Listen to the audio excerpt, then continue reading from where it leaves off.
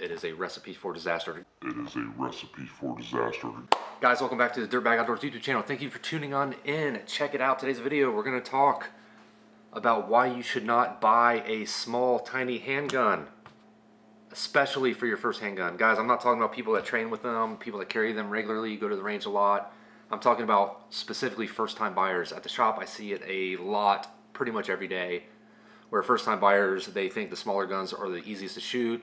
They're cute, whatever the reasons may be. And I'm here to tell you my 5 reasons why I disagree with that mentality, and you should carry the largest gun or own the largest gun that you can comfortably use. All right, so without further ado, let's just jump right into number 1. I'm going to try not to ramble. I got a few notes here. I don't script anything, as you guys know. I kind of just talk off the top of the dome. Number 1. Just by nature, right? With a smaller firearm, you have less grip. You have less purchase on the firearm. This can lead to less control. This can lead to, you know, some bigger guys even. One finger grips, I see it all too often. And again, while you can train for it, I'm not a proponent of it for first-time users. A weak or unsteady grip can be a recipe for disaster, especially in a self-defense situation. Some of these guns are so small that you could easily not grip it and it could drop, it could fall. There are a lot of reasons why, just due to the nature of the size of the frame. Number 2, increased recoil. Again, a product of physics. The smaller the gun, the lighter the gun, the more recoil. You know, you can combat that with smaller cartridges. We're not going to talk about cartridges in this particular video. We're going to leave that for a different one. But yeah, you're going to have a lot more recoil out of a small firearm, especially in .380 or 9mm, where you can only get 1 or 2 fingers on it. Without a lot of training, I don't advise it. If you need to do a follow-up shot for any reason and you can't control the thing, it snaps out of your hand, it gets limp-wristed, and it doesn't chamber the next round all the way, a multitude of problems can occur via recoil control. So, number 3, shorter sight radius. Again, smaller gun, shorter sight radius.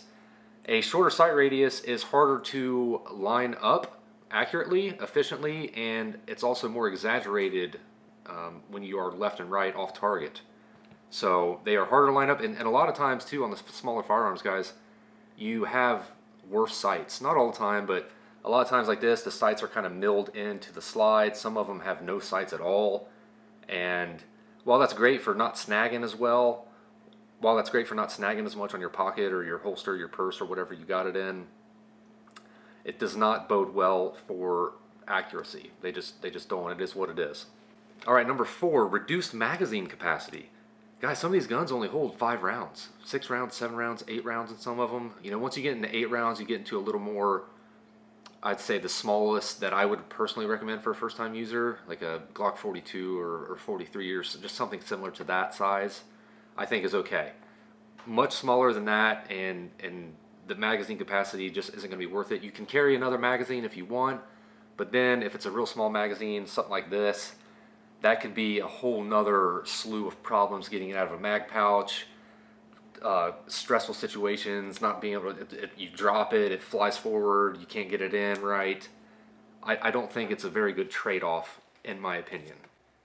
Shorter barrel length. Guys, this is a big one, all right? Shorter barrel length, similar to the sights, a shorter barrel length is more important, in my opinion, because if you don't test your ammo in ballistics gel or something that catches the bullet, your favorite carry ammo out of your tiny gun may not be doing what it's supposed to or what you think it's going to do.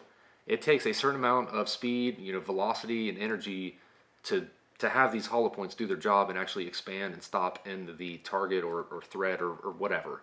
So if you do carry one of these and you do decide to get one, make sure you spend the money on some ballistics gel or something else that will show you what the bullet is doing out of your firearm. I've seen it plenty of times where certain rounds will not expand, and basically at that point you have something worse than a full metal jacket, which is awful to carry, by the way, but you might as well, they're not doing anything, they're not doing their job, okay? Obviously I still wouldn't want to be shot by one, but they are not going to be able to do their job, and you may have to play around with certain loads, certain ammo, certain brands to find one that will open up and expand and do its job as a self-defense round. So yeah, guys, that's pretty much it. My top 5 reasons. Just to recap the reasons here. reduced grip and control of the firearm, increased recoil, shorter sight radius, reduced magazine capacity, and then shorter barrel length / energy. All right, that's important. That's more important than the accuracy. If your bullet's not doing its job, it is a recipe for disaster. Guys, thank you so much for watching. Let me know what you think down below. If you agree, let me know. Subscribe to the channel. Links to Amazon affiliates and Patreon are down there. As always, guys, thanks for watching. I love you. We'll see you next time.